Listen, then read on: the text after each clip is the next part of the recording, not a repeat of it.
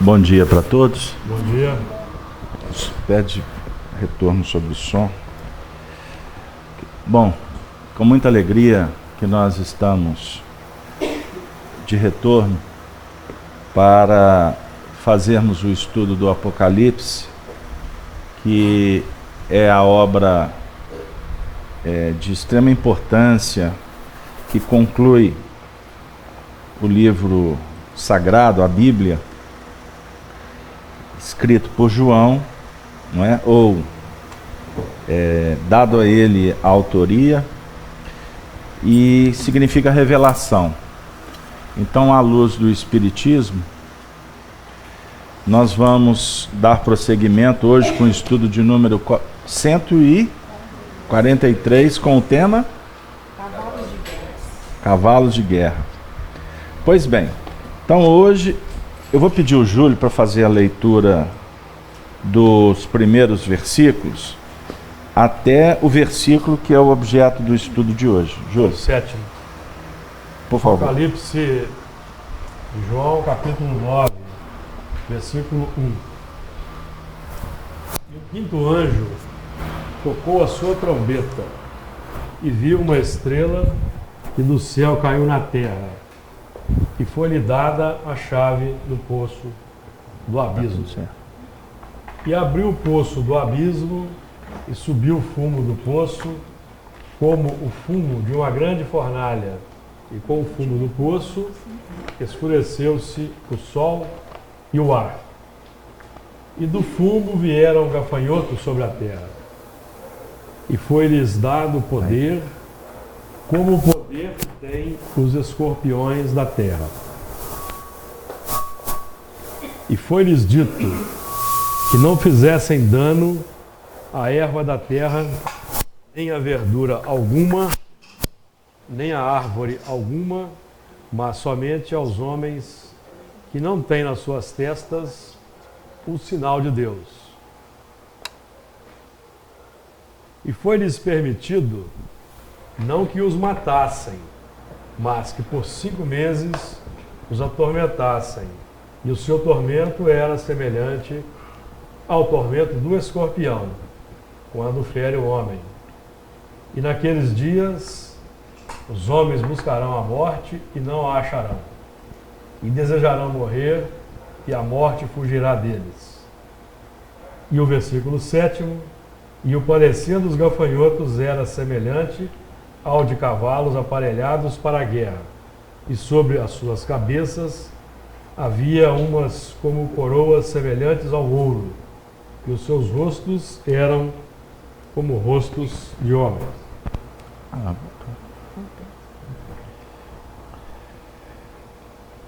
Pois bem, na última semana nós trabalhamos então o versículo 6, que foi a questão do tormento, né?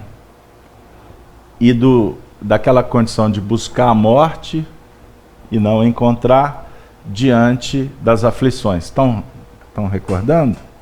Pois bem, novamente bom dia para todos, sejam bem-vindos. Deixa eu ser um pouco mais cortês, porque a correria é complexa, viu, gente? É um tormento organizar esse processo. Então eu peço a compreensão dessas almas generosas, dos nossos amigos do chat, não é? E, pois bem, então, hoje, eu não vou, se vocês me permitem, eu não vou fazer conexão com o estudo da última semana, vamos direto para o nosso assunto de hoje. E o parecer dos gafanhotos era semelhante ao dos cavalos aparelhados para a guerra. Os gafanhotos representam, portanto, aquela condição anterior em que nos matriculamos de uma forma deliberada no passado, impedindo o progresso. Este símbolo do gafanhoto faz uma síntese muito interessante do que a gente já trabalhou nas 2 ou 3 últimas reuniões. Pois bem, então eu vou iniciar trazendo o Honório nesse primeiro trecho, você pode colocar aí para o pessoal, e o parecer dos gafanhotos era semelhante ao dos cavalos aparelhados para a guerra. Então agora, os gafanhotos são semelhantes aos cavalos, e que são cavalos aparelhados para a guerra. Uma pinçada do que o Honório trabalhou em 2001. Nossos componentes internos que apresentam resistência. As parcelas da nossa individualidade que apresentam resistência ao legítimo amor. É o predomínio da animalidade. Animalidade plenamente formada para suportar a carga dos trabalhos da humanização, definindo uma posição externa, uma capacidade de luta. São os recursos amealhados para a luta evolucional. Ou seja, os recursos existem. O que está acontecendo nessa época do Apocalipse é uma resistência para usar os recursos para o que realmente nos importa. Os cavalos aqui, no seu sentido positivo, eles representam os aspectos importantes que nós podemos traduzir na palavra instrumento. A instrumentação necessária para uma viagem. E o cavalo tem força. O cavalo tem potência. O cavalo, Kardec associa o cavalo com a paixão. Ela precisa de ser bem direcionada. Kardec diz, lá no tópico que trata das paixões, que as paixões, na verdade, representa a força que temos, que está sendo direcionada de uma forma não muito feliz. Então, Kardec diz assim, ou os espíritos para Kardec, é necessário domar um corcel, domar a paixão.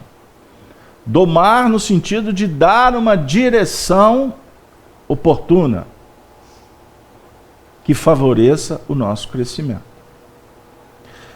Então nós temos, em mediunidade, os nossos amigos da Umbanda fazem uma associação entre o médium e o cavalo, a dizer que o médium é um cavalo, em que um cavaleiro vai montar. O cavaleiro é o mensageiro, então o cavalo é um instrumento para o mensageiro levar a mensagem, certo? E eu sempre que toco nesse assunto, eu me lembro da humildade, do carinho, do carisma do Chico. Por diversas vezes ele se dizia que ele era, na verdade, ele se sentia como um animal de carga. Só que o Chico não se compara a um cavalo, ele se compara a um burro. Humildemente. E vamos lembrar uma coisa. O Chico trabalhou por muitos anos, foram décadas, 2 décadas, 2 ou 3 décadas. Chico trabalhou na Fazenda Modelo, lá de Pedro Leopoldo, aonde o Dr. Rômulo Joviano, Fazenda Modelo, era a sede do Ministério da Agricultura aqui, da agropecuária na época, aqui em Minas. E o Dr. Rômulo, um homem nobre, que é um personagem que nós citamos muito no Evangelho no Lar, Neio Lúcio. Neio Lúcio era...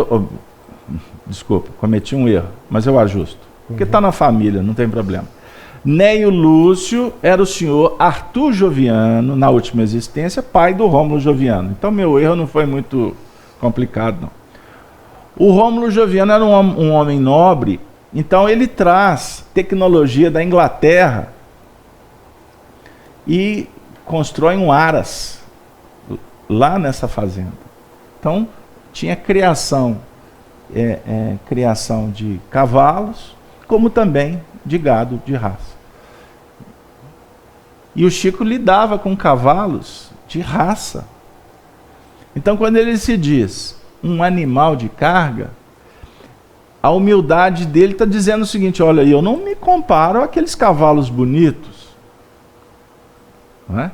De puro sangue, que são utilizados, inclusive, para competições, lá no hipódromo.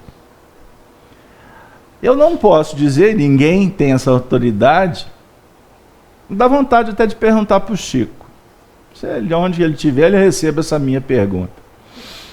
Chico, você tinha estudado acerca do significado do nome de Allan Kardec? Porque o nome do nosso mestre, codificador do Espiritismo, é Hippolyte Léon Denisard Rivaio. Então, o Hippolyte vem da raiz, não é? Que vai nos projetar para o cavalo. Kardec foi o cavalo de raça. Escolhido por qual cavaleiro? Jesus, o Espírito de verdade. Nós vamos estudar esse assunto lá no capítulo 19 do Apocalipse. Mas estou trazendo uma informação, é cultura espírita, e é cultura boa no sentido que nos faz pensar que as coisas não acontecem por acaso. Até o nome, ele traduz muito do que nós estamos fazendo numa encarnação. Sabiam disso? Seu nome não foi escolhido por acaso. Eu comentei com o Júlio, né, outro dia, sobre siglas. Aí eu fiz a associação de uma sigla de um personagem da atualidade com um personagem que viveu na época de Elias. Tá lembrado? Sim. As iniciais deste personagem agora é o nome de um personagem que viveu na época de Elias. A definir o quê? Que o desafio desse espírito agora é trabalhar com as complicações lá daquele período. Elias viveu, foi 900 anos antes de Cristo. Então você põe 900 com mais 2.000 anos, 2.900 anos, a turma está trabalhando aqui agora no Espiritismo. Tentando trabalhar a mensagem em outras bases. Isso nos dá uma ideia do que a gente está falando. Então, na verdade, o cavalo é um instrumento. A mediunidade é um dos instrumentos. A inteligência é um instrumento. E tem um componente pedra também nesse nome dele aí, do Hipólito. Lito. Cavalo de pedra. Cavalo de pedra. Ou seja, é um cavalo... Pegaram aí? Tá todo mundo avaliando aí como é que se chama, né? Como é que é o seu nome? Pois bem, mas assim, vamos falar dos instrumentos. Nós podemos usar um instrumento para abrir porta, que é a chave, e nós podemos pegar a chave e esconder a chave. Podemos perder a chave. Então, voltando.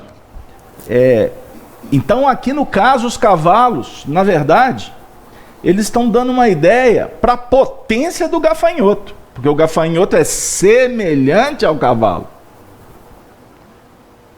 E são cavalos aparelhados. Resumindo, resistência ao progresso. Mas a palavra resistência pode cair também no sentido positivo. Me sopraram aqui agora, me mostraram até uma imagem. A resistência francesa contra a invasão nazista em Paris. É uma história de muito sofrimento, mas sobre o contexto da coragem, da força, da luta, ela é muito interessante para todos nós, não é?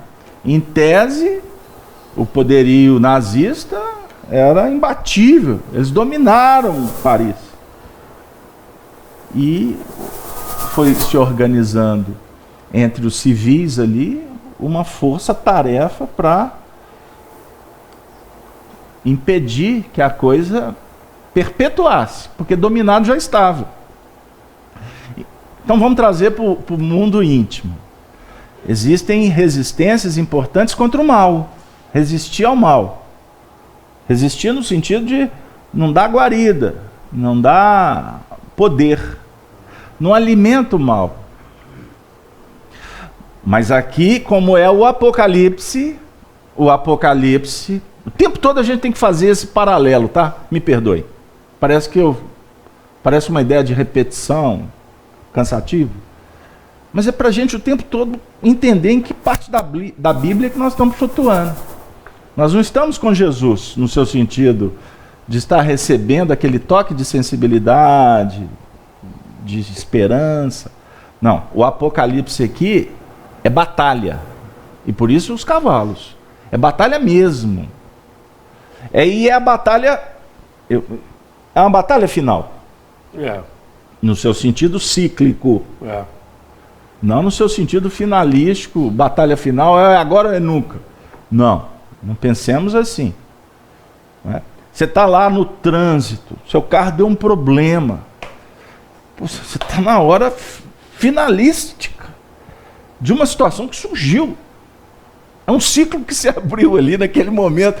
Então ele vai ter um princípio, meio e fim. Você vai ter que resolver aquele problema que o pneu furou, o carro começou a vazar água, né? Exato. De repente o indivíduo bate no meio-fio. Tem que mudar de plano, você tinha um compromisso, não pode mais. Não pode ir mais nem na palestra, porque tem que ir consertar o carro, né? Não é fácil não a vida. Aí o que acontece? Você vai se revoltar? Não. Opa, eu tenho que resolver. Aí vem aquelas dicas, né? Como chama? Autoajuda. Nosso estudo também é autoajuda. Respira fundo. Para. Reflita. Faça uma prece. Autoajuda, tá, gente? Anota aí para vocês seguirem assim a risca. Pessoal, tá na chuva. Tem que molhar. Você vai brigar com a chuva? Ah, mas eu não trouxe a capa. Você vai brigar com você mesmo? Não, eu tive uma intuição que deveria, mas eu não trouxe. Tudo bem.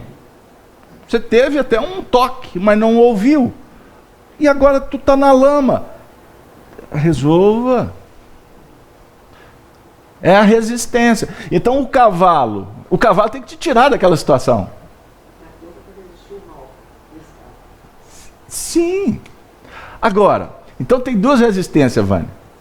Aquela resistência que eu preciso de usar para sair, mas tem uma outra resistência que fala assim, mas eu não tenho força.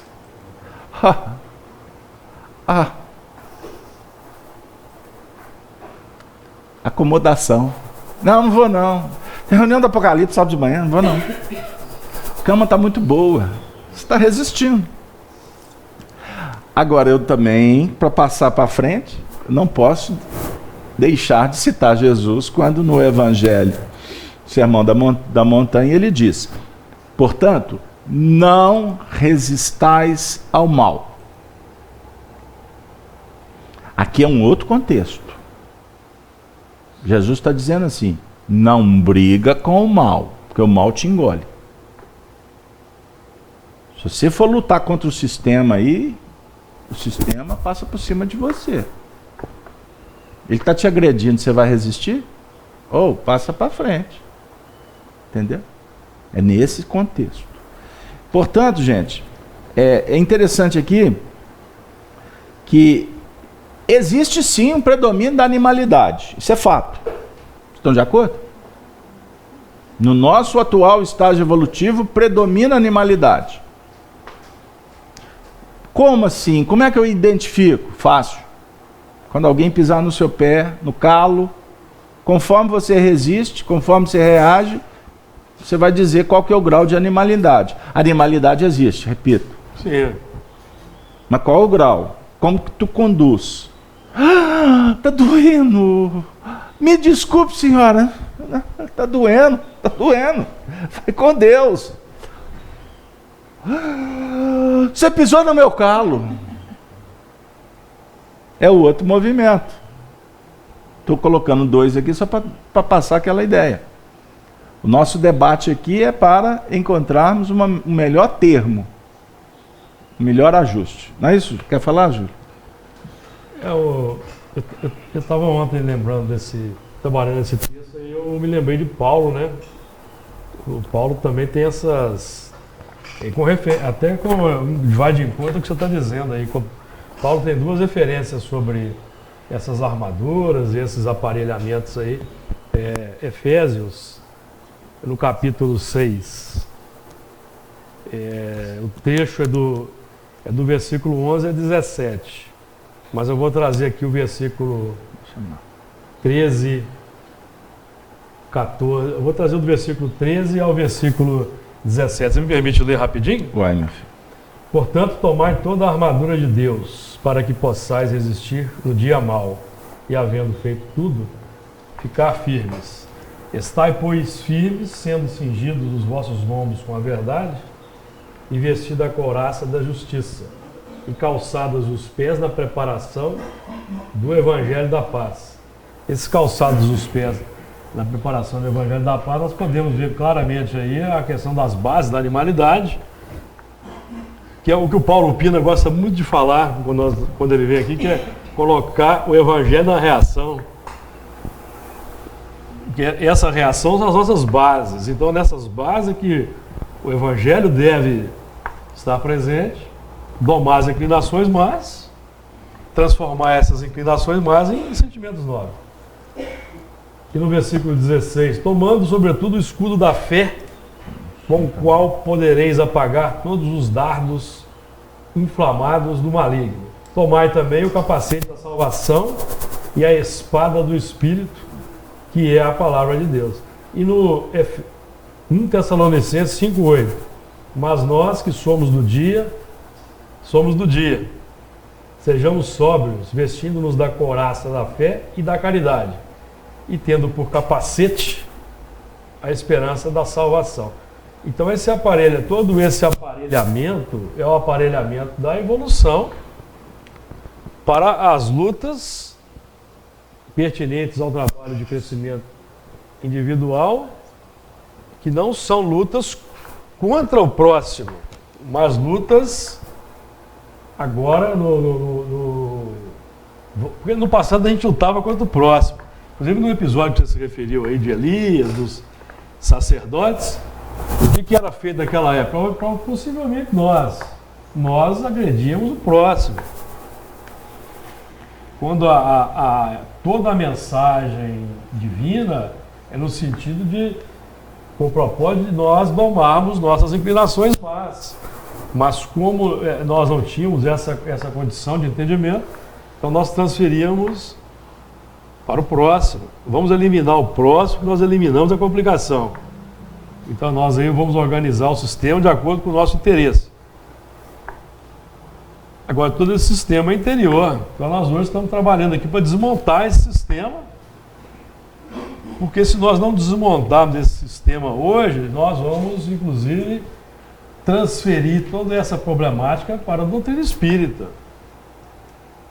E quando nós lemos, por exemplo, no livro Mensageiros, que muitos se aproximam das fontes do Espiritismo para lhes conspurcar as águas, então nós temos que trabalhar nosso lado interior, esse nosso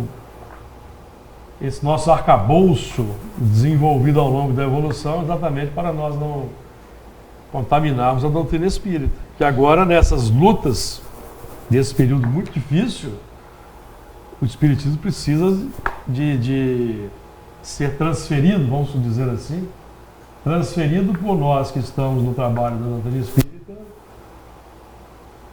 com o máximo de pureza possível, sem uma contaminação.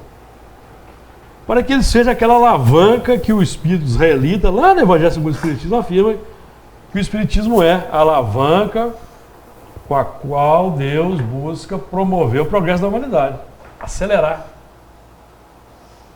o progresso da humanidade. Não é que todo mundo vai se tornar espírita, mas nós espíritas somos as alavancas para promover um avanço aí na humanidade. E do que você falou, ou não. Dependendo do que nós fizermos, ou não. Vai se tornar apenas mais uma religião que não cumpriu o seu objetivo. Não, e eu vou mais longe. se você me permite, Permita. pode se tornar instrumento do escândalo. Ou seja, quando a gente fala ou sim ou não, ou sim se nós trabalharmos com a mensagem na sua pureza. Uma coisa é nós debatermos em torno da doutrina sob o ponto de vista de uma visão. Eu interpreto assim, você interpreta do outro jeito. Isso é liberdade de crença, isso é democracia, certo? Agora, outra coisa é eu pegar essa mensagem usando-a em proveito próprio e apertando o botão do tô nem aí para a própria doutrina. Eu vou fazer o espiritismo ao meu modo e eu não tenho que dar satisfação para ninguém, eu não tenho que debater com ninguém. Ou seja, presunção. Arrogância. Gente, a ciência está nos dando contributos extraordinários no que remonta ao progresso. Se na ciência existem dogmas ou radicais, ortodoxos, estes são em menor número. Por quê? A própria ciência, ela pressupõe uma busca do aprimoramento, do aperfeiçoamento. Então, a ciência está dizendo assim, eu não sei tudo. Sim. Então, os grandes filósofos definem, como Einstein falava muito do assunto, acho, e tantos outros, que o conhecimento é uma ilha. É uma ilha. E quando você está dentro da ilha, você vai adquirindo conhecimento, você acha que você está dominando tudo que está à sua volta. Mas a partir do momento que você vai ampliando o conhecimento, você uma hora vai chegar na praia. Você está saindo do núcleo e vai para a praia. E quando você chegar e verificar o mar, eu vi até uma imagem coincidente sobre isso essa semana. Me mandaram uma imagem, no topo da imagem tinha o pão de açúcar, o Cristo Redentor, no pontinho. E aí tinha uma praia, era um barranco de todo tamanho, e do lado de cá, 80% da imagem era o mar, pegando, inclusive, em camadas profundas do mar, dizendo assim, com a seta, aqui é o conhecimento que nós achamos que temos. Uhum. Olha o que é a ignorância, ou desconhecido. Entenderam? Essa imagem, acho que eu não pus no quadro aqui, mas dá para entender. Aí você vai verificar o seguinte, que existe um oceano imenso de conhecimento a ser adquirido. Então, isso significa que nós não sabemos tudo. Nós temos conhecimento que até agora nos atende, mas amanhã ele não vai resolver. Não é assim no mundo atual? A gente comprou um equipamento, estava conversando com o Gino antes por telefone, comprou um equipamento, é o mesmo equipamento que nós usamos há 8 anos atrás, 10 anos atrás, é o mesmo equipamento, só que a tecnologia desse aqui nos atende agora. Eu tenho um equipamento no meu museu, que eu também gosto de guardar coisa antiga, está aí lá, mas ele não me atende tecnologicamente na atualidade. O companheiro falou assim, eu não uso cartão de crédito. Eu falei assim, vai ter que usar. Não, eu não tenho cartão de banco. Eu vou lá e tiro no caixa. Vai ter que ter. Como é que você vai receber os seus recursos daqui a pouco? Você tem que se adequar. Eu não posso dirigir mais, anda de Uber, mas eu não sei usar aplicativo, aprende. Não, mas não tem celular, meu amigo. O celular hoje significa segurança. Uma pessoa que trabalha na minha área estava sem celular, se viu num acidente, não tinha como se comunicar, porque na cabeça dela, na esquina, tem um orelhão da Telemig. Nem Telemig existe mais. Pois é, Casa Aberta é antigo mesmo. Pois é, tem ficha aqui, não, vou procurar um orelhão. Lembra dessa história? Não tem ficha legal, 90, 31 e o número. Você pode ligar a cobrar. Você tinha que andar com 1 quilo de ficha. Não era? Ainda mais quem gosta de falar igual espírita, igual médium. Adora ouvir o timbre da própria voz. Cheio de piche. O Luiz está querendo falar e hoje eu estou assim, tão light. Fala, Luiz. Você pegou o microfone. Não, o que eu ia falar foi quando, a hora que o Júlio estava comentando, falando dessa luta interior, e realmente está em conformidade, né? Ele trouxe essa passagem de Efésios, né? Que eu perdi aqui. Efésios Só 6. Efésios 6. É porque mais 13. acima, 6, Paulo fala que a luta não é contra a carne, nem contra o sangue, né? No 11. Mas contra Potestade. as potestades,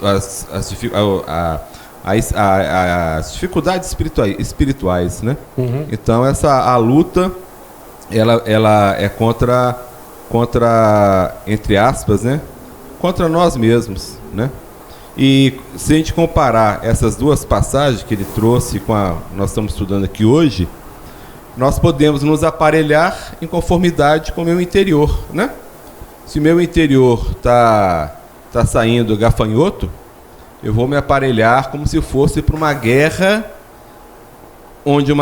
que eu vou tentar impor os meus desejos, a minha vontade, ou seja, vai ser uma guerra de destruição, de dor e de sofrimento. A outra, né, igual você falou bem, a outra é aquela guerra produtiva, né? É aquela guerra em que aparentemente eu perdi, né? Para quem está me vendo de fora para dentro, mas na verdade no final eu serei um vitorioso dentro dos aspectos da minha evolução, né? O símbolo máximo Jesus, eu costumo bater nessa tecla. Jesus, na Terra, ele é perdedor. Dentro de um contexto organizacional, estrutural, ele perdeu. Ele perdeu tanto para Roma quanto para Jerusalém. Ele perdeu. Anás, Caifás, os fariseus, que criaram toda uma celeuma, não é? Sim. Uma situação para levá-lo para a prisão. Tentaram de tudo provar que ele fazia insurreições, que ele era um rebelde. Aí Roma, que tinha entre aspas, a responsabilidade, que dominava, era regime imputado de fora para dentro, mas com uma visão ampla, aquele fenômeno ali era importante para a época. Como muitas vezes as trevas atualmente são importantes para a época. Eu vou para a panela de pressão, para o caldeirão, mas eu vou falar. Nós estamos há quantas décadas num país que se estabeleceu um sistema corrupto?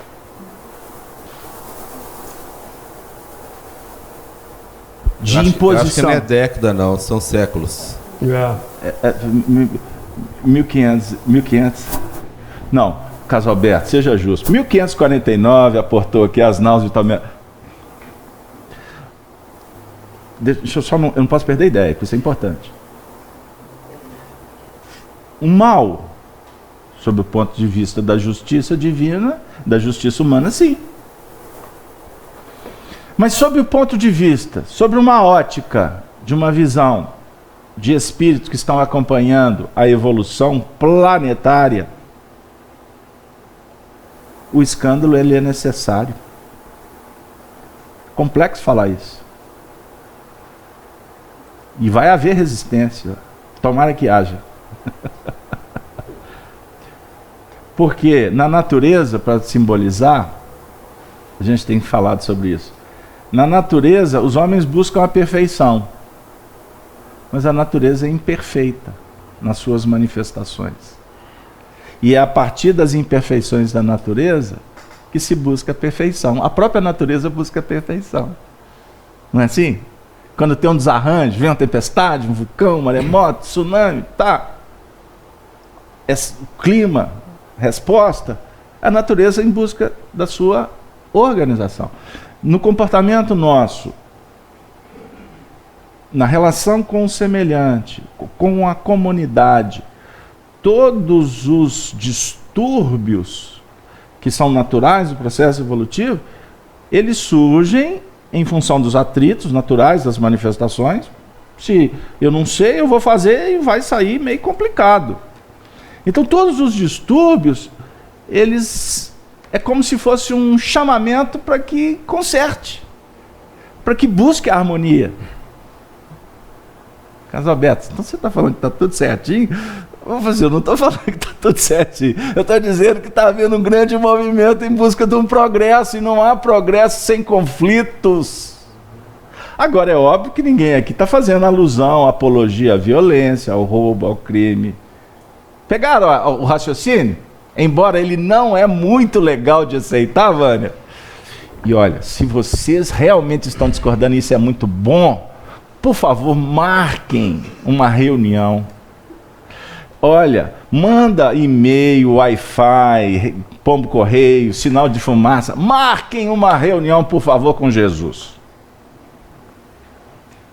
Porque foi ele que eu estou tentando entender o que ele disse. Os escândalos são necessários. Mas ai de quem? Ou ai do quê? Pode ser o do quê ou de quem? Né? Que fomentou o escândalo. Luiz, agora você despertou de verdade. É o Vesúvio que estava adormecido. Vamos lá.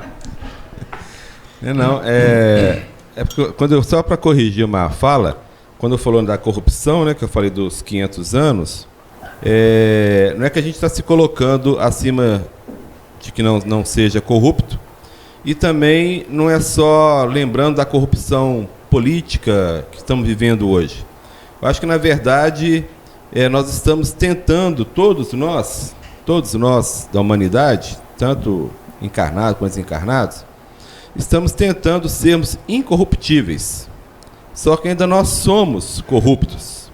Somos corruptos em várias fases. Por exemplo, você falou de Jesus, né? Só lembrando de Jesus, quando o Sinédrio, né, condenou Jesus, foi um ato de corrupção. Quando Pilatos lava as mãos, foi um ato de corrupção, né? Você corrompe os seus pensamentos, corrompe a verdade. Então, acho que Jesus, com seus ensinamentos, ele veio nos trazer, né, a verdade que nós estamos tentando colocá-la em prática. E quando eu faço algo que eu já sei que eu não devo fazer, eu estou me corrompendo.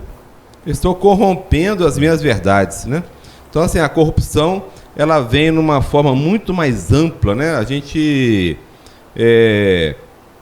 colocou isso de uma forma assim muito associada com dinheiro, com isso e aquilo, mas é muito mais ampla, né? Ô Luiz, é natural que a gente faça as adequações à época e ao contexto que vivemos. É natural. Mas toda adulteração é adulteração íntima. Lei. Aonde está escrita a lei de Deus? Consciência. Existe o dever. Hoje eu estava estudando o capítulo 28 do Evangelho segundo o Espiritismo, em função de um vídeo que eu assisti ontem, me chamou a atenção a citação de um companheiro falando sobre o reino de Deus. E Jesus define que o reino de Deus está próximo. Então Jesus anuncia o reino de Deus. E o que é o reino de Deus? Aí ele fala, o próprio Jesus, o reino de Deus não vem com aparências externas. O reino de Deus não está lá fora. Então, deduz-se fácil e rapidamente que o reino de Deus ele é íntimo. Então, por que ele está próximo? Ele está próximo quando você sintoniza com a busca do conhecimento. Não falamos da ilha? Quando você procura conhecer, você está dando um passo fundamental.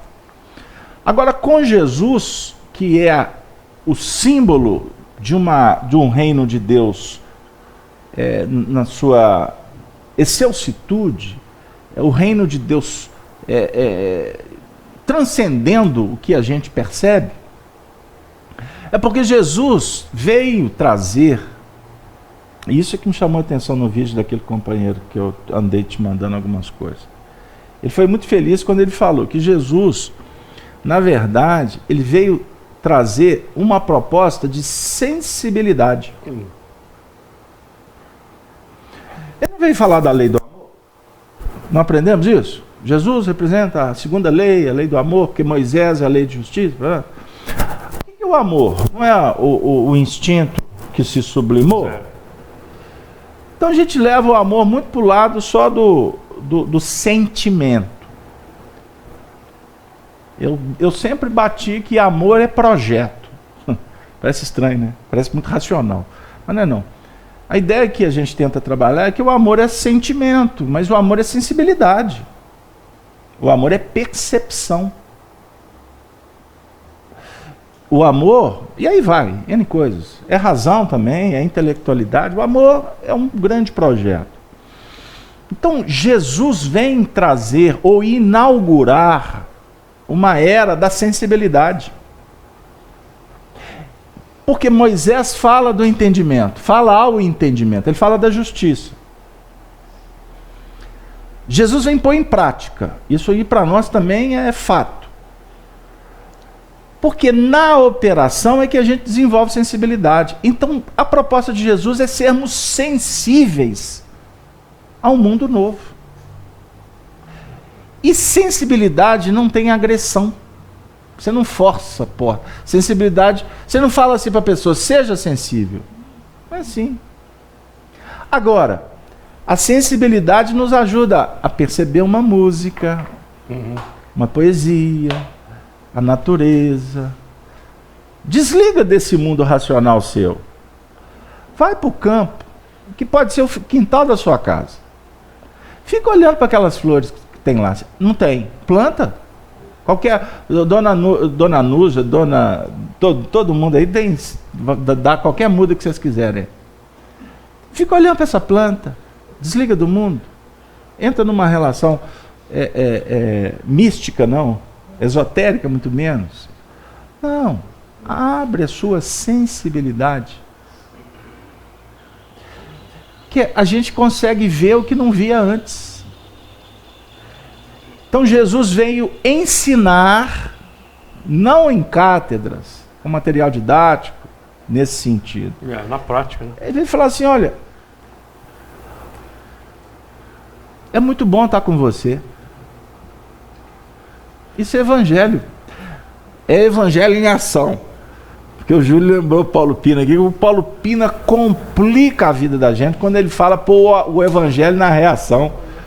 Porque o Paulo Pina, tomara que ele esteja assistindo o vídeo, Paulinho, pôr o evangelho na reação, camarada, nós vamos ter que encontrar muito por aí afora. Porque a nossa reação hoje... Agora, como é que você vai pôr o evangelho na reação? Aí... É a partir da ação.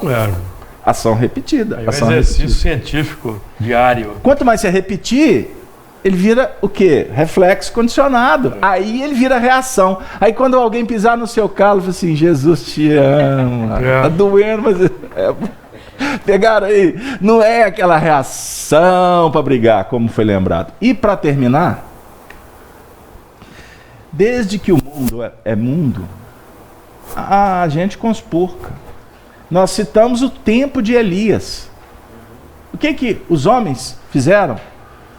Os judeus fizeram naquela época? Conspurcar os princípios da religião, adotando Deus pagão. Elias levantou o dedo e falou assim, mas espera aí, vocês estão mudando o contexto. Não é isso não. Então, quando todos os profetas, todos os enviados dos céus, eles, na verdade, eles operam semeando e, ao mesmo tempo, podando. Semeiam a boa semente e, aonde tem complicações, tem que podar. Não é assim que a gente faz com a árvore, para ali ir tomando forma? Agora, cada um adota um regime de poda de acordo com o seu entendimento e com a sua habilidade. E sobre as suas cabeças, tem 20 minutos que eu estou querendo chegar aqui. E sobre as suas cabeças havia umas como coroas semelhantes ao ouro. que significa isso? Havia intelecto frio, mas não havia sentimento nobre, que é o significado do ouro. Então são semelhantes ao ouro, mas não são ouro. O ouro então está definindo o quê? O ouro é sentimento nobre. Lembram quando Jesus nasce que os pastores vão levar presentes? O ouro, o incenso e mirra. O ouro é o sentimento nobre. Então aqui no caso, esse versículo, ele fala muito do parece, mas não é. Uhum. No caso aí é pirita, ouro de tolo. Ouro de tolo. Como é que chama? Pirita. Pirita. Isso é da época do Júlio, não é da minha época não. Eu sou mais novo. Porque eu não mexi com ouro, né? O Júlio deve ter retirado muito ouro. Aliás, o Júlio é um grande bandeirante hoje do Evangelho. Ele tira ouro, pedra preciosa no meio de cascalho. Para nós. Muito obrigado, Júlio. Temos que agradecer. Vamos agradecer ao Júlio. Vê se pode. Não, mas eu estou sendo honesto. Estou sendo sincero. Não estou sendo irônico, não. Porque todos nós aqui estamos buscando pedras preciosas. Mas é o parecer e não é. O momento atual parece, mas não são. O Lázaro fala muito bem desse intelecto quando ele diz lá no Evangelho segundo o Espiritismo que a virtude do nosso tempo é a atividade intelectual e o vício a indiferença moral. Indiferença moral. Então, estamos em busca do intelecto, mas estamos indiferentes. Esse é o ponto. Então, continuando. Havia a capacidade de sentir. Semelhança que se deve ou a ter deixado de ser ouro. Porque ainda não é ouro. Uhum. Semelhante porque ainda não é, mas que pode transformar, se soubermos administrar e discernir se esse ouro ainda serve ou se há outro melhor, um mais precioso. O Honório demorava 4 reuniões para explicar uma frase dessa, lembra? Lembro. Deu trabalho fazer esse resumo aí. Nossa Senhora. E é um trabalho trabalhar com resumo. Mas nós temos que atender a demanda do público, porque eles estão dizendo que a gente está numa época que tem que dar o recado rápido. Eu fico assim, Jesus, como que eu vou falar disso de uma forma rápida? Tem que dinamizar o recado. Não, é só não ser prolixo, ser objetivo e ser superficial. Estou te respondendo com muito carinho, com respeito, mas é isso que o trabalho nos exige. Nós não podemos ter a preocupação com o tempo. Nós temos que ser cuidadosos, porque nós estamos falando aqui da intimidade. Olha que frase. Tem hora que a gente acha que está com ouro, e ele pode ter se tornado ouro. Mas você não pode ficar acomodado com aquela pepita. Porque existe ouro melhor. Ah, eu sou tão feliz. Eu não vou dar nome, não. Eu estou tão feliz fazendo parte da família FEAC. Eu gosto tanto da FEAC. Olha como que eu sou contraditório. Mas eu acredito que deva ter família melhor por aí. Eu gosto tanto das reuniões da FEAC. Só olha, eu acho que deve ter reunião melhor por aí. Mas se você ficar conosco, nós vamos ficar muito felizes. Mas não pensa que aqui fechou. Que aqui é uma ilha. Pegaram o que eu estou dizendo? Amanhã você não vai estar aqui.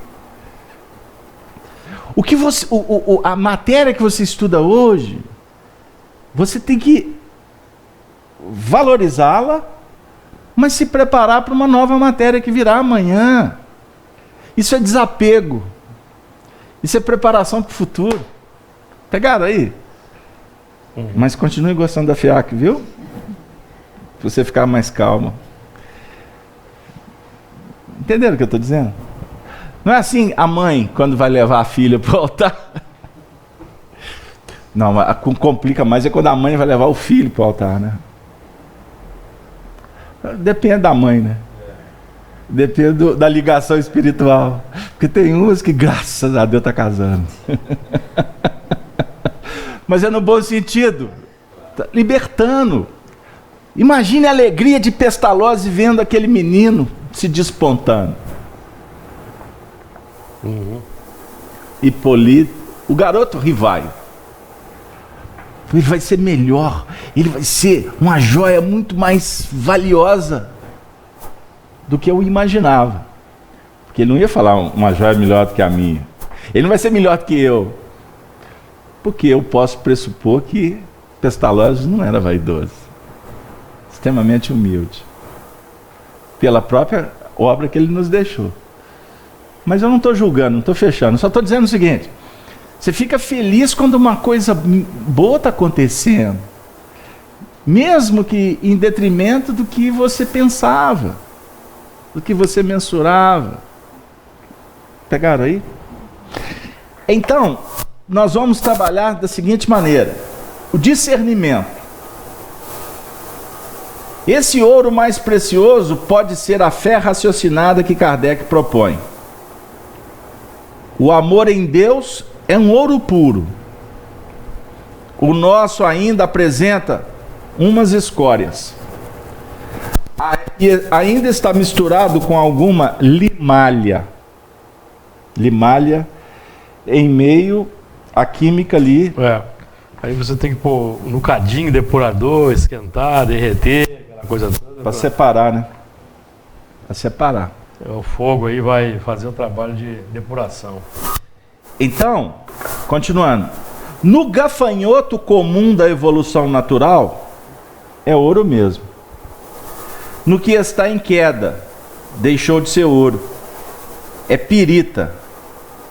Ouro de tolo. Intelecto desvirtuado.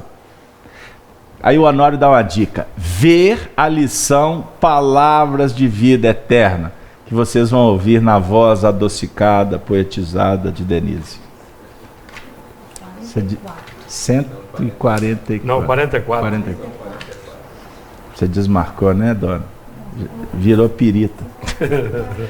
Vamos embora. O tempo está passando.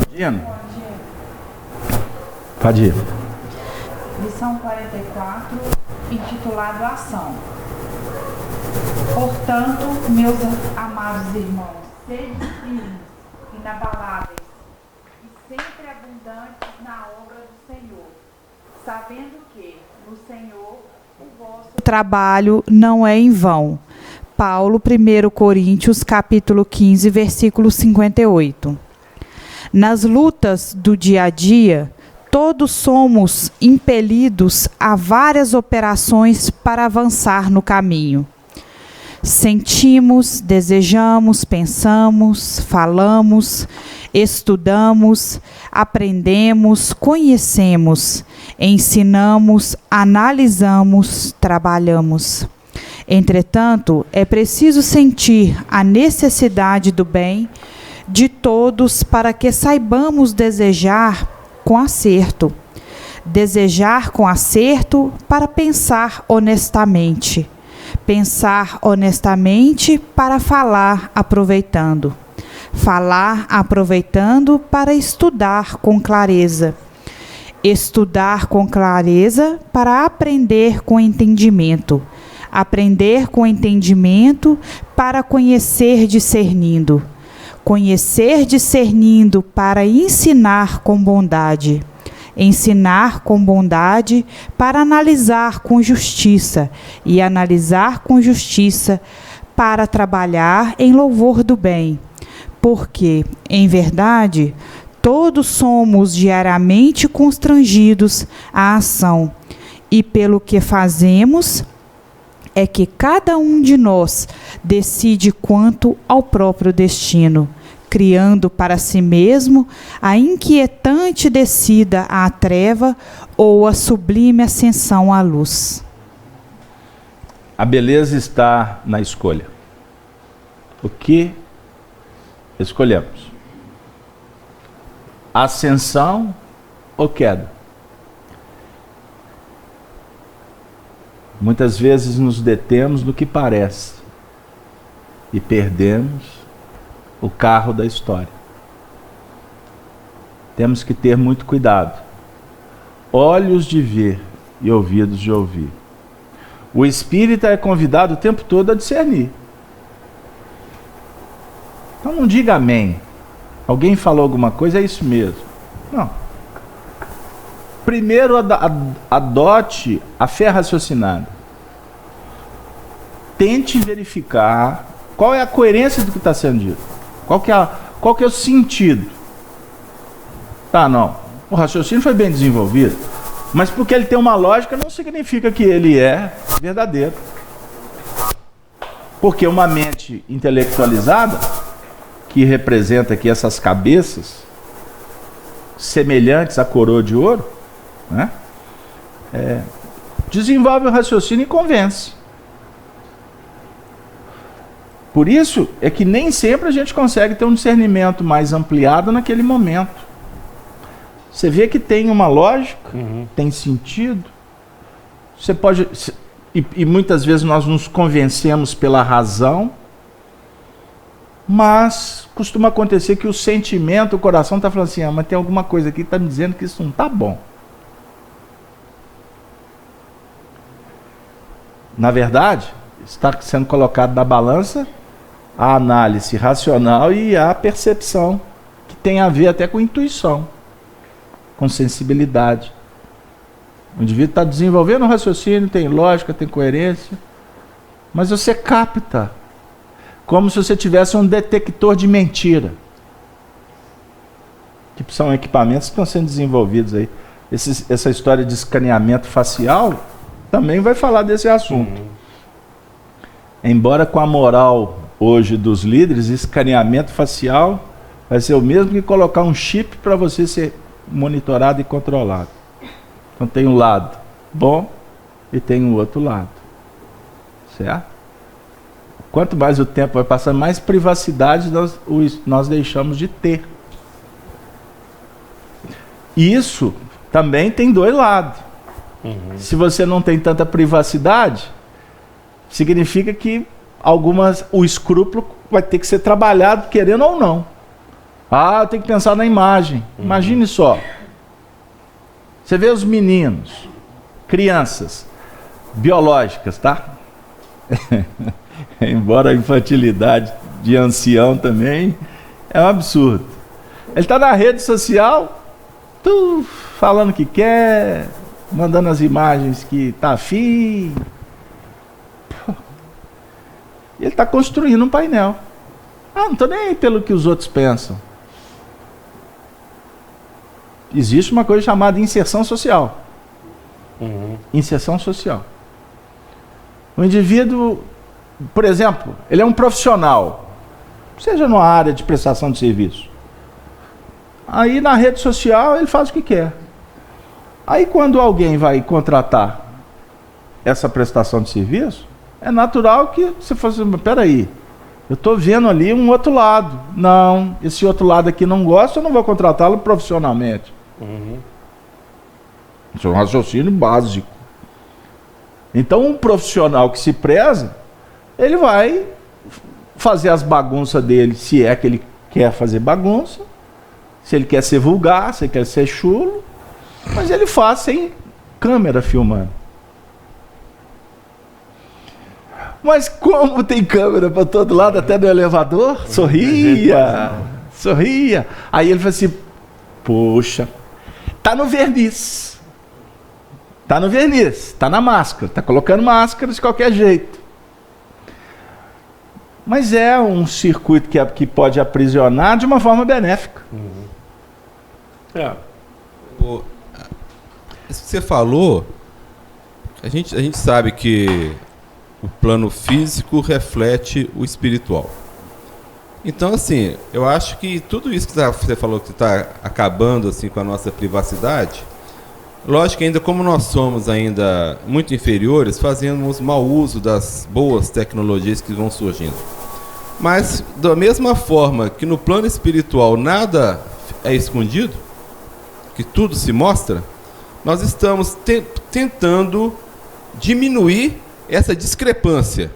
Porque até então, aqui, nós conseguimos 100% nos escondermos. Tá? Certo. Quando chegamos lá, 100% se expõe. Aí você fica naquela confusão. Tá Então melhorando. nós estamos começando a diminuir isso aqui. E aí nos expomos 80%, 70%, 50%, 20%. Daqui a pouco vai ser tudo transparente, tanto lá quanto aqui. E as coisas vão melhorar mais rápido. Sem, lógico. Desde que eu tenha o meu íntimo bem, né? Porque se hoje faz pelo verniz social, como eu dei um exemplo, não é? É porque é natural que todos nós queiramos passar uma imagem boa. Ninguém quer passar uma imagem ruim. Ninguém quer ficar demonstrando defeito. A gente quer demonstrar virtude. Isso faz parte da evolução. É o que se chama de reflexo positivo. Você reflete o seu lado bom, não é? De uma forma objetiva, consciente, arquitetada, inclusive. Só que você também reflete as complicações de uma forma inconsciente. Isso seria infantilidade? Nós não podemos, Vânia. Observe bem. Tá claro. Vamos pensar o seguinte. Nós não podemos dizer que isso é infantilidade na totalidade. Porque é uma manifestação de busca de progresso.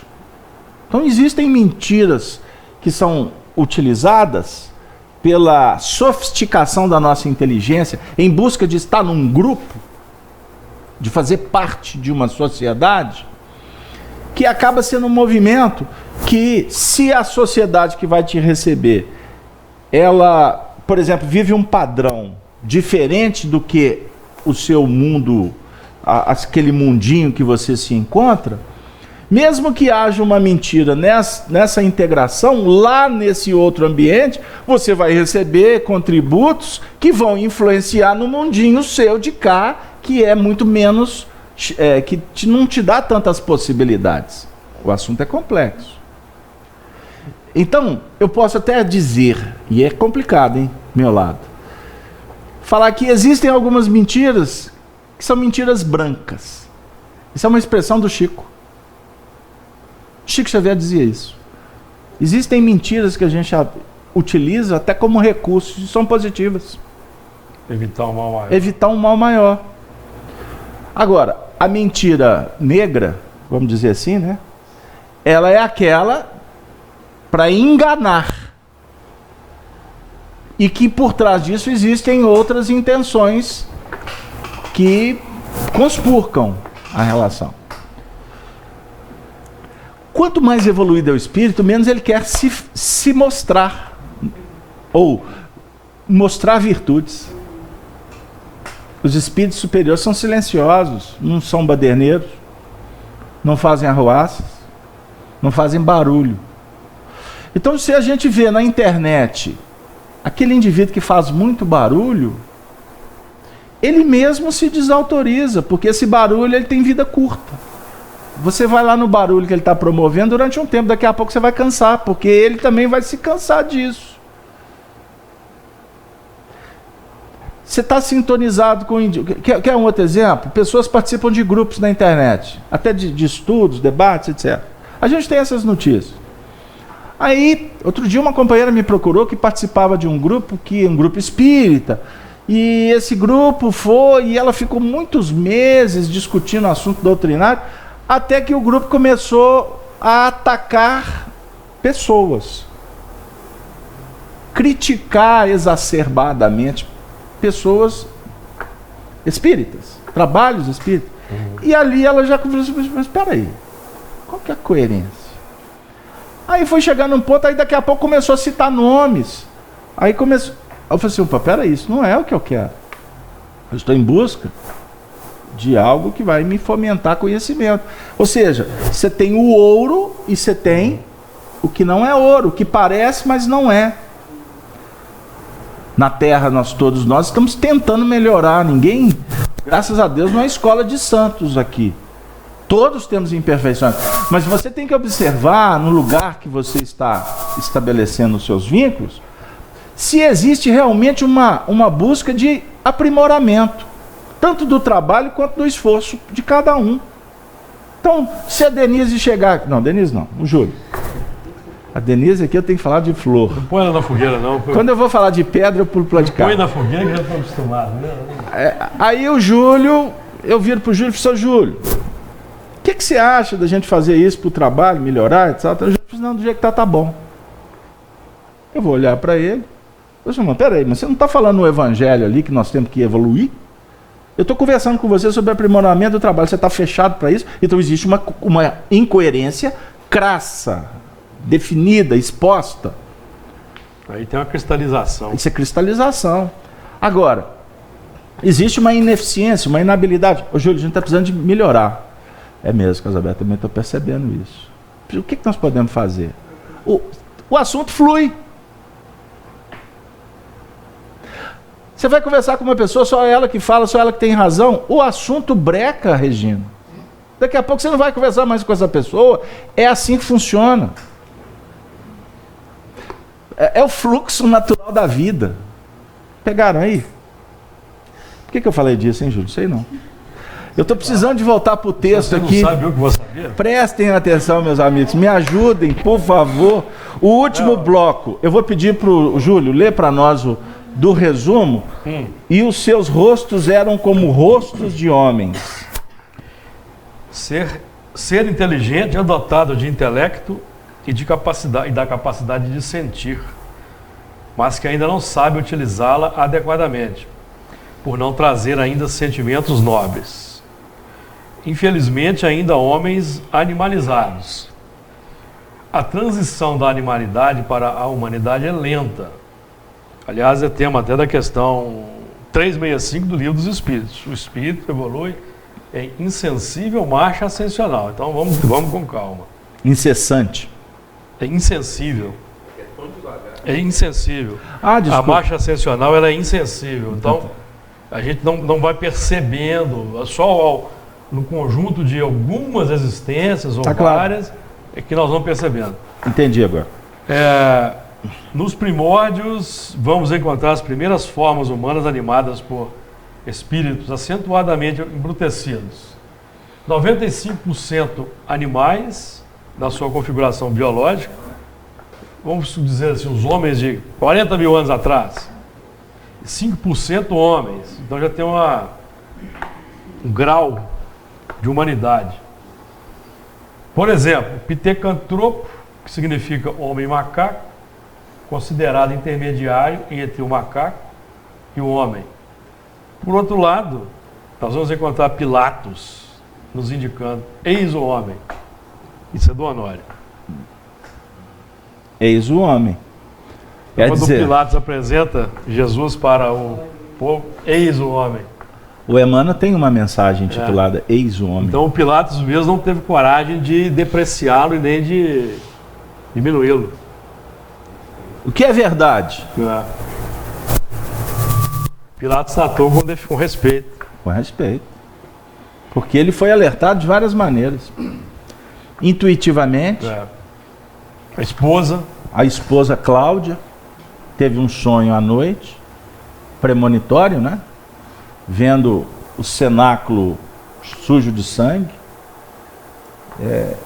E falou para ele, cuidado com esse homem aí. Esse homem é um homem bom, um homem justo. Emmanuel, no livro Há 2000 anos, narra os bastidores. Aliás, que hombridade, que dignidade deste espírito, desse homem, Emmanuel. Ele participou do momento mais importante da história da humanidade. Ele tem a oportunidade, primeiro, no movimento de misericórdia, ele vai buscar a cura para a filha. Livro Há 2000 anos, psicografado por nosso querido Chico. E ali, Jesus traz ensinamento para ele que ecoa até hoje. Até hoje. Posso, em instalar de dedo, destruir seu mundo. Tudo vai depender de você. O amor é para a eternidade. O que a sua opção hoje é por uma coisa transitória.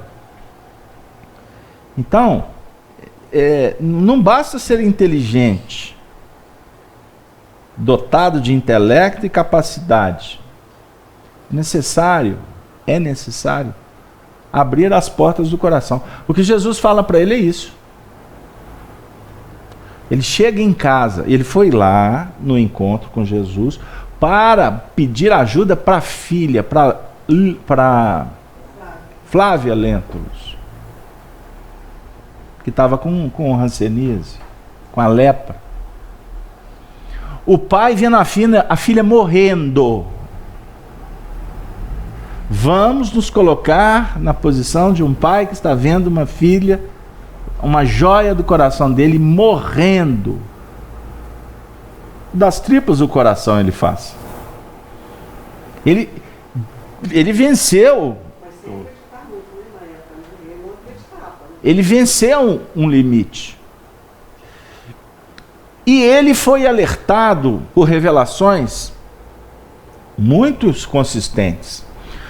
No início do livro, ele narra um desdobramento, ou melhor, uma reminiscência, na qual é um instrumento, né?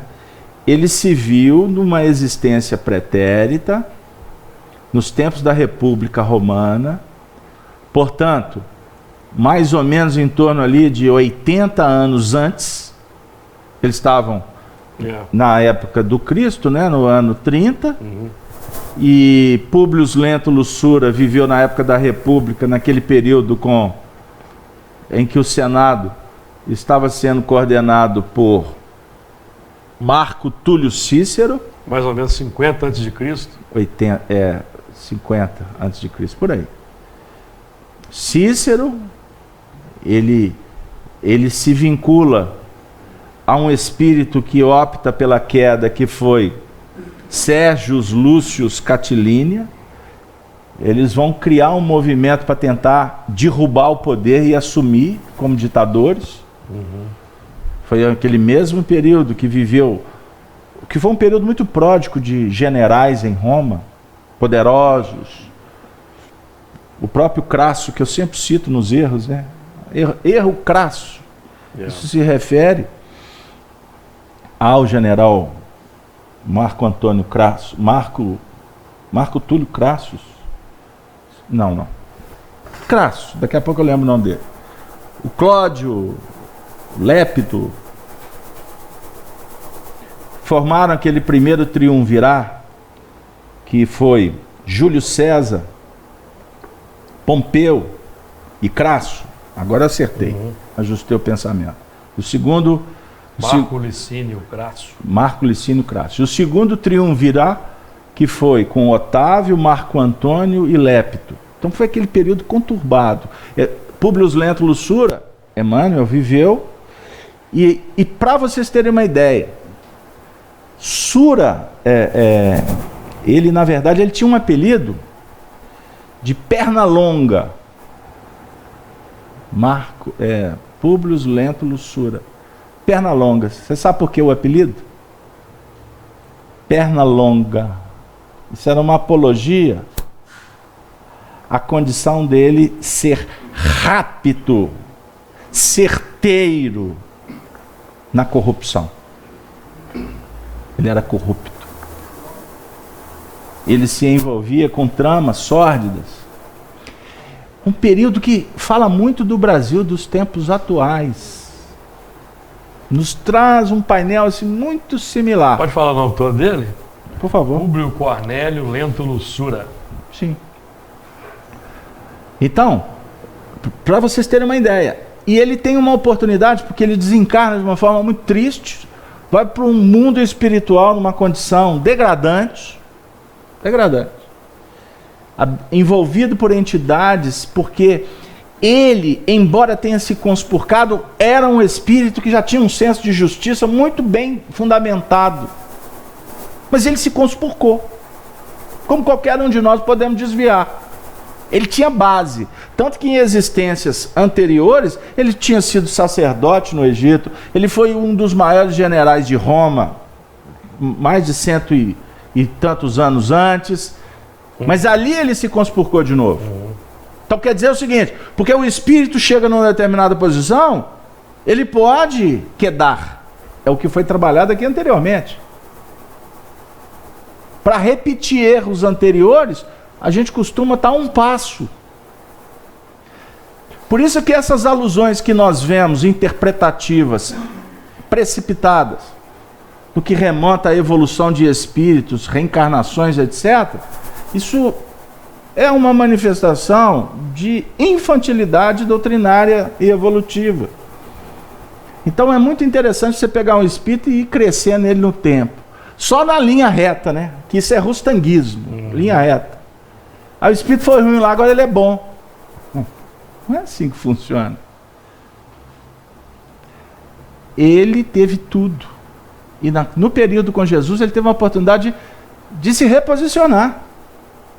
Se reposicionar diante de uma vida anterior desastrosa. Ele vinha numa ascendência, ele quedou. Aí no período de Jesus, ele tem uma oportunidade de fazer isso aqui, de novo, num gráfico. E ele andou. Ele andou para frente. Embora o discurso dele é que ele afundou, mas conhecendo um pouco da trajetória, ele não afundou. Ele teve uma oportunidade magnânima. Mas na hora de decidir, o temor, respaldado pelo orgulho,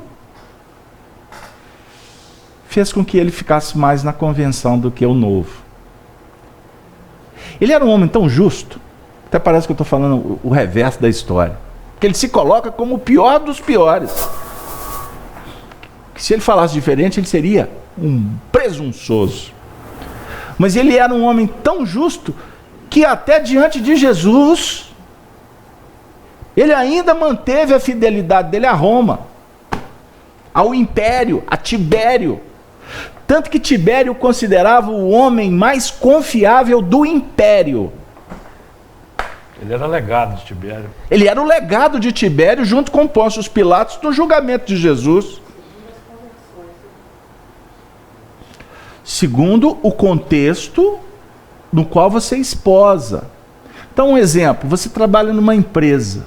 Você tem que ser fiel a essa empresa. Se você você está no Espiritismo, você tem que ser fiel ao Espiritismo. Isso é uma questão de ajuste ao dever consciencial. Agora, a questão é que você não pode radicalizar. Você tem que estar com a percepção sempre pronta para sentir o novo. E foi nesse quesito que Emmanuel se fixou no caractere da Terra. Mas eu costumo dizer o seguinte, que aquela escolha dele, e foi nada mais, nada menos que com Jesus, se torna a grande mola propulsora dele para o futuro, porque o tempo todo ele se recorda disso. Como ele mesmo diz, eu estava do lado de Jesus e optei por César. Ou seja, até então ele estava meio estacionado, né? Passa para ela. Para ela explicar. Não, tá ligado. Passa para ela enquanto você pergunta. Vamos lá. Vai, Vaninha. Vamos rápido. Estou falando o seguinte, que até então ele estava estacionado. Ele vinha, quer dizer, você falou que ele subiu, depois caiu. Não é isso que você falou? Sim. Eu não acho que seja assim, não. Eu acho que ele veio estacionado até então. Aí, daí para frente, né, com Jesus, é que ele ascendeu. Tá. Quando eu falei que ele... Eu penso assim, que desculpa. Não, é só uma questão de interpretação. Quando nós falamos aqui na análise do texto anterior, vamos recapitular, só para a gente contextualizar. Olha aqui. O amor em Deus é ouro puro. O nosso ainda apresenta umas escórias. Ainda está misturado com alguma limalha. Está no anterior aqui. Deus é o ouro puro. Inquestionável. É o ouro puro. O nosso ainda apresenta as escórias. Pois bem, o gafanhoto é o gafanhoto comum, natural da evolução. E ele é ouro também. Ele é ouro também. Ele é ouro. Deus não criou o mal. Naquele momento, naquela concepção. Então o gafanhoto, vamos dizer assim, vamos trazer para o cavalo de novo para ficar claro. O cavalo ajuda mais que o gafanhoto, porque os dois são semelhantes, né? O cavalo não é um instrumento para a gente atingir o objetivo, mas o cavalo, essa força, ela pode, como ela está ainda misturada com escórias, ela pode favorecer para que a gente faça uma outra opção, e esta outra opção que, em tese, oblitera a caminhada na direção do progresso, ela ainda se torna experiência. Embora uma experiência que nega a luz. Então esta é a sensação de que há uma queda. Tá? Porque na verdade o espírito não cai. O espírito evolui sempre, ele pode estacionar, não é isso? Não é um pilar doutrinário? Inclusive intelectualmente, na questão 785, o progresso intelectual se efetua sempre. Sempre. O indivíduo, ele está imerso no tráfico de drogas, mas intelectualmente ele está aprendendo técnicas. Está aprendendo. Então o intelecto está progredindo. Vamos trazer o Emmanuel. Sempre. Olha como que facilita. Você já leu o livro há 2000 anos? Quem não leu aqui, está em promoção na FEAC, preço zero. Denise entrega para vocês no final aí. Porque quando eu vou na casa espírita, né, eu falo assim, gente, vai na livraria, promoção 60%, depois eu tenho que ir lá e cobrir o Aqui não, aqui é de graça. Pois bem, lembram que ele teve o sonho no início do livro, ele se vê Públio Lento Lussura, num processo em que o ouro estava cheio de alimalha, estava todo conspurcado. Por quê? Ele se envolveu com os interesses imediatistas. Ponto. Desencarnou complicado. Promoveu morte, tortura, encegueceu pessoas. Como que Sura morreu? A mando de Cícero, ele foi preso, porque Cícero abafou a insurreição, a possibilidade de guerra civil, e ele morreu sendo enceguecido, torturado, lá na prisão marmetina. Ele desencarna complicado, vai para o mundo espiritual, envolvido por Lívia e outros espíritos, e vamos voltar. Aí ele reencarna algumas décadas depois, e vai ter uma oportunidade de novo para voltar num contexto estrutural romano. Rapidamente, ele, novo, porque ele vem daquela mesma família. Mesma família. Cornélios. 62 a.C. Mesma família. Então ele herda. Ele é neto do próprio avô. Bisavô. Ele vem e rapidinho chega como senador. Que para você chegar lá, você tinha que ser filho. É uma carreira meteórica. Você tinha que ter sangue nobre, não é? E ter dinheiro. Ter dinheiro, que é importante. Então ele chega. Então ele começa a exercer um mandato. Novo, casa, tem 2 filhos. Ele, com 30 anos de idade, tem um sonho. Ele vê o passado. Esse sonho fala de reencarnação. Em Roma, eles tinham a religião romana, dos avoengos, né? Dos deuses pagãos, aquela história toda. Mas entre os romanos tinham escravos gregos, escravos do mundo inteiro, que falavam sobre reencarnação. Então, na feira romana, o assunto reencarnação palpitava. Mas isso era coisas que vinham do Oriente, isso não pode nos conspurcar em Roma, mas a notícia corria. Então ele tem um sonho que ele se vê no passado. Esse sonho fala para ele que ele é um espírito reencarnante. E no sonho ele é o avô. E depois o sonho é tão claro que ele vai tirar a prova dos 9. Ele vai lá ver o busto do bisavô. Ele vai ver a assinatura e vai observar que a assinatura do avô lá é a mesma dele. Os documentos, a maneira de interpretar a lei romana, era ele puro. Isso mexe profundamente com ele. Os romanos, Cornélio Setego, lá, que hoje voltou como aquele amigo senador dele, que... Flamínio Severo.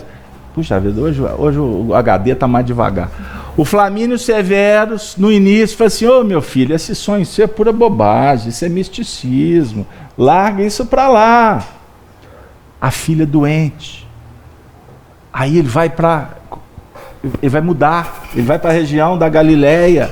Aí ele tem um encontro com Jesus, a filha é curada. Só que nesse meio termo, ele, para representar Roma, um menino joga uma pedra, que era um revoltado, a pedra atinge o rosto da mulher. O que ele manda fazer? Ele tinha sido orientado pelo Flamínio Severus a ser duro com a lei, porque aquela região era infestada de rebeldes. Eu estou fazendo um brainstorm aqui do livro rapidamente, só para a gente contextualizar. Ele manda prender esse menino.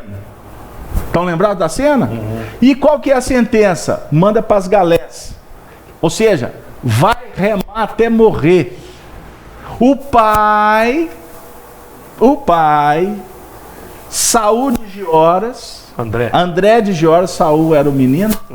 André de Gioras vai lá pedir perdão, clemência para o filho. E ele, lembrando do Flamínio, não volta atrás. Você tem que ser rígido. E assim ele se manteve. Qual que foi a reação? Em cadeia. O pai se revolta, porque era um judeu orgulhoso, e diz assim: vou vingar. Não na cara, né? Me espera, me aguarde. O menino vai para as galés, embora a vida deu um revertério no barco, e ele voltou para Roma, em outra situação, e foi parar na casa do Flamínio Severus. Olha como é que a coisa é toda tecida. E o que acontece com essa história do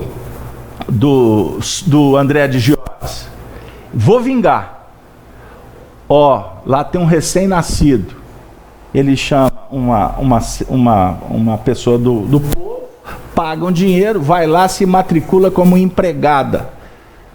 Semele, o nome dela.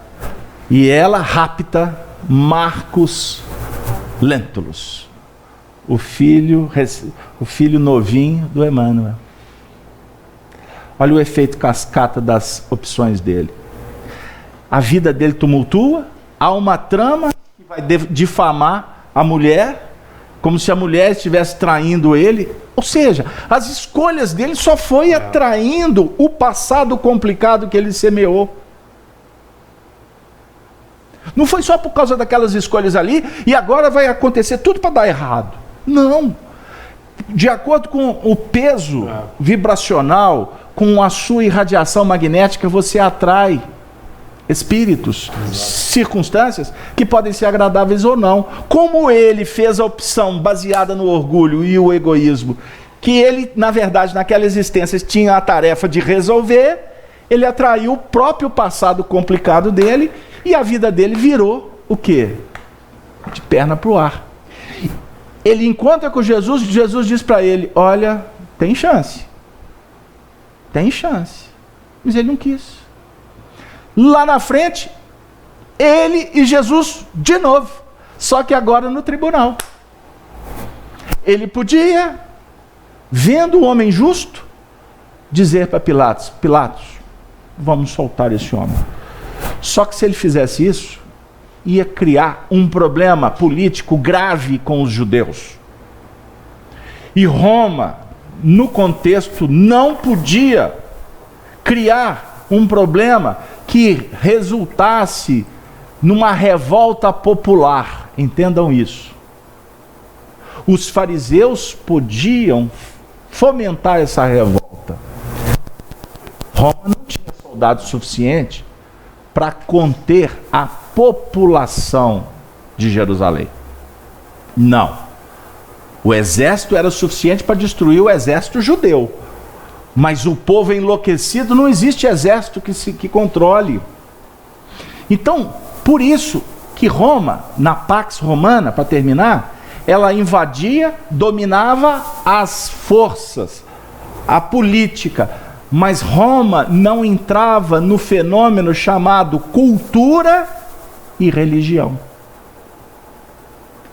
Se o senador Lentulus intercedesse por Jesus de uma forma política, ele criaria um problema com uma repercussão inimaginável. Então, observem, gente, como que a vida é intricada. Tem a estrutura e tem a dinâmica. Lembra que eu falei aqui anteriormente? Muitas vezes você não consegue mudar a estrutura. Aí a dinâmica, ela complica. E ela vai te obrigar a tomar decisões. E essas decisões, elas repercutem no tempo e no espaço. Então, para a gente pensar que esses cavalos aqui, né, essa semelhança de rostos, esse primitivismo do Pithecanthropo, que é o homem macaco, essas histórias ainda fazem parte da nossa trajetória e da nossa realidade. Então, percentualmente, o trabalho com Jesus é ir diminuir o percentual animal e aumentar o percentual espiritual. Eis o homem? Eis o homem. Tudo que o Júlio falou, eis o homem. Olha para você ver, Júlio. Eu não, o Honório. O Honório, ainda transfere. Ó, gente, 10 horas. Eu agradeço, peço desculpas. Tentamos, mas não é simples. O assunto é denso, ele abre tantas vertentes e a nossa ideia não é fechar, é abrir, é incentivar você que está assistindo esse vídeo em casa a formar grupos de estudos. Vão trabalhar os textos à luz do Espiritismo. Esse é o cuidado. Com Kardec, para que o Apocalipse não seja uma ideia mística, finalística, num momento tão decisório para a nossa vida. É isso mesmo, Júlio? É isso mesmo. E que nós precisamos vencer a animalidade. A animalidade em busca da espiritualidade. Que Deus nos abençoe. Eu pedi a Denise para me interromper, mas ela é um ser tão delicado. É uma rosa no jardim tão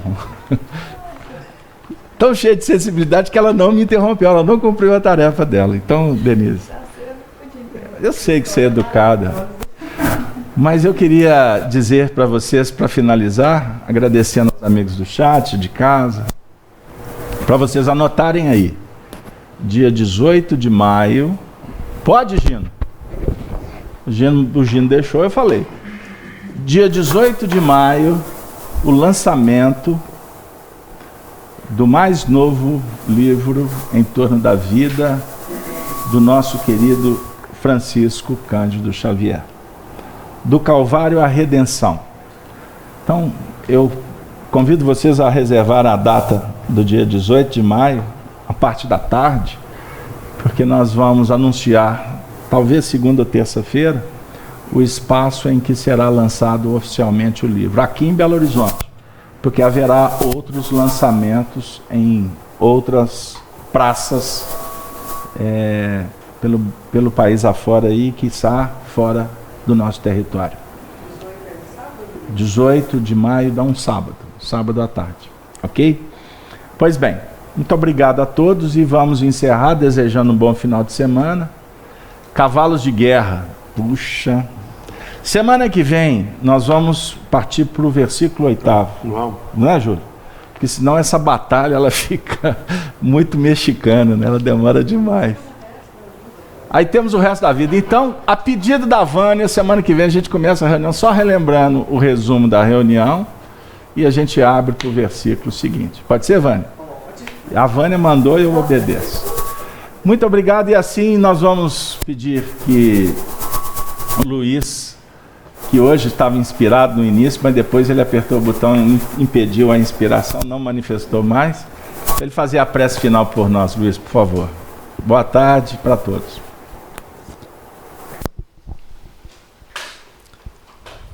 Então nós vamos